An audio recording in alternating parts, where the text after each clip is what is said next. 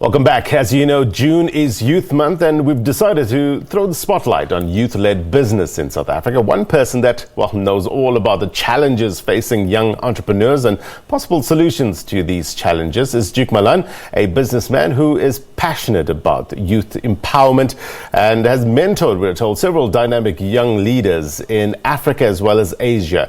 Duke joins us now. Thank you very much indeed for your time. Great to be here, Blaine. Excellent. So, look, let's just talk about some of the challenges that young people are facing. You've no doubt mentored a lot of people in Africa as well as Asia. Can you see parallels being drawn? I can see parallels, but I think our issues are very acute and very specific. I think we need to really get serious about the township economy. Yeah. I think we need to be more deliberate in how do we move the economy closer to where our people live. You know, one of the most inspirational young businesses that I've come across is actually in Themba Hammanskraal, a law firm called Malati Attorneys, where a 28-year-old black lawyer working for an established firm said, you know what, let me start my own firm in my township. Today they employ 15 people. They count people like African Bank as a client. How do we create more Malati Attorneys? Law firms, accounting firms, tech, IT, marketing, in the townships, not only servicing the township, but also corporates. Yeah. I think that's a massive opportunity. Yeah. So in order to get this vibrant township economy running, what steps need to be taken prior to getting those businesses in that township? I think the steps are simple. Young business leaders need to be committed to the township, and they need to know that corporate South Africa will support them. I mean, I use that law firm as an example. That was a lawyer, a business person with conviction that this is what I want to do. One of their, just as a case study, when they had vacancies, they put that out. They received 200 applications, all from people in the community, all unemployed, all with tertiary qualifications. They only had 3 vacancies at the time, but that's the reality. So how do we scale that? Yeah. If they get more clients, they can hire more people, and so you need the youth-led businesses to know that they can get support, and then you need corporate South Africa to say, let's put our money where our mouth is. Let's say what percentage of our procurement spend goes to young people? Yeah. What percentage of our procurement spend goes to the townships? So I think it's a combination of the businesses, young youth-led businesses being on the front foot, but also corporate playing their role. Let's look at some of the numbers. And one of the numbers that you put out there in terms of 50%, more than 50% of youth-led business in South Africa don't make it past the second year, correct? Absolutely. I mean, these are some of the challenges that startups face. People have the energy, they've got the passion, but they may not necessarily have all the skills, experience, technical ability, or the support. And so this is not about we need to start businesses. The businesses are there. Yeah. Once the businesses are there, how do we support them? How do we incubate them? How do we make sure that people stay in business? Because there's great work being done in terms of youth unemployment by people like Yes, people like Harambe, and we need more of that to happen. But in parallel, we also need these youth businesses to now scale and not cease existing after 2 years. Yeah. You recently spoke at the Nelson Mandela Bay Leadership Summit. What sort of leadership is needed or required currently, and at a pace, I guess, in order to further economic growth in South Africa? It was an interesting summit. The theme was around how do we grow South Africa's economy, how do we move forward, and diverse group of leaders spoke. But I think the themes that were consistent were harnessing innovation and technology to help propel our economy. The other was around this issue of what is ethical leadership and what type of leaders do we need to move forward, and then around this theme of youth. But I think innovation, and the word you used earlier, pace. You know, one of the things I've seen and learned in Asia is long-term planning, very clear vision, very disciplined, deliberate execution against that plan, and pace. Some of these markets in Southeast Asia 30 years ago, they weren't big economies. You know, at inauguration, President Ramaphosa spoke about in 25 years' time, we don't want to see poverty. That's possible. I'm extremely optimistic about what we can achieve. I've seen it happen in other markets where business, government, in step, deliberate, it's possible. Yeah. You confident with regards to the new national executive that has just been announced? You think it'll give of confidence to international investors? Our country has many smart political analysts. I'm not one of them. What I know for sure is head office politics. What makes CEOs tick?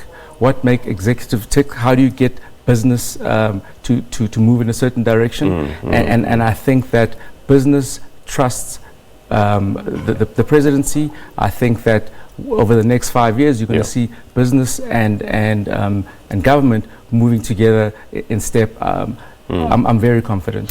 What about, look, you do a lot of work in Asia, a lot of work throughout Africa. What about global best practice? What sort of lessons can South Africa learn? I think South Africa can learn quite a bit in terms of how to help high growth, high potential small businesses scale. South Africa does not yet have a very strong angel investing venture capital ecosystem. It's starting, and we need more of that. As an example, one of the things that you see globally is a corporate, a big business, will have their own venture capital fund. When their employees resign to start their own businesses, that venture capital fund invests in those businesses. And that's a massive opportunity for us, because if you think about it, if you've worked for a corporate for 5-6 years, you're a high performer. They know you, they trust you, you understand their business, you understand the supply chain, you understand the culture. If you go and start your own business, you've got the network, that company can help incubate you. Now, we're not saying we don't want talented people in corporates, that's critical. But there are people who are in corporate, but the barrier of leaving and the fear of leaving for the choppy waters of entrepreneurship is a high barrier. So the best practice is saying, how do we identify in corporates high potential people who've managed profit and loss, who've managed people who have the technical expertise, who know how to navigate business, government, civil society, media, and help those people scale. Because once they go out, they create jobs, it's self-fulfilling. Let's just talk about innovation, technology, and I guess a greater focus needs to be on these issues, especially at the dawn of the fourth industrial revolution. Absolutely. You confident that South Africa is prepared for the 4IR? I'm confident that we understand that it's an issue we need to get on top of. Because on the one hand, we need to create jobs, because the youth unemployment crisis is so pressing. But on the other hand, you've got the fourth industrial revolution, where there are jobs that are not going to exist. So how are we reforming education? And the thing about reforming education and some of these structural issues, they take time. But you can have children in Tembisa coding on weekends. Access to coding, you Google, you can code, let's just set up laptops. So part of what I've seen and learned in Asia is, what are some of these quick wins that we can achieve? If I come and sit with you in a month, I must be able to come back and say, Blaine, over the last month, these are the 3 key things that were achieved.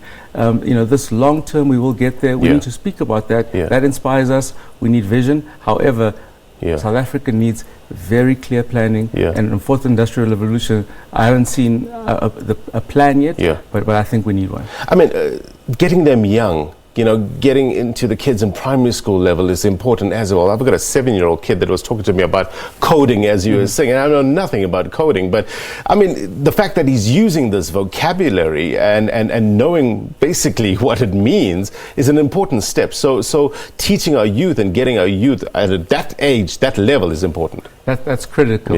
One of the other things that we see in East Africa is, even in South Africa, but not to the degree that I think we should, is tech first, new economy businesses run by kids under 25, or I'm 36, I'll call them kids, but young people with dynamism who are digital first, mobile first. That's the future. How do we harness their energy and their skill set so that we can start to compete from a tech point of view globally? You're 36. We'll slide you back into the youth category as we celebrate Youth Month. Tell us about your story and your journey. Well, my journey is a quintessential South African story. Grew up in the township. Worked in my background is corporate communication. Worked in the private sector, in the public sector. Most notably, I was head of reputation management for Discovery Group, and it's a fantastic business, globalizing. But I wanted to also play on the global stage. and compete, and decided to live and work in Hong Kong for a period. Right. And I've been in Hong Kong for the last few years, obviously doing a lot of work with China and Africa, and helping harness the China-Africa relationship for South Africa's growth.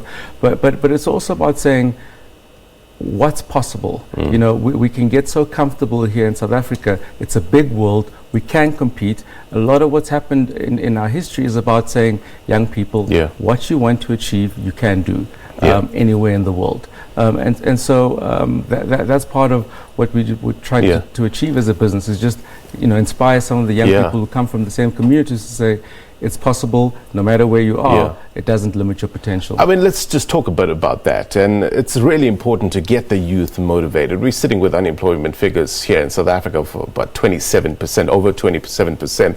So it's important to say to the youth, you know what, it is indeed possible.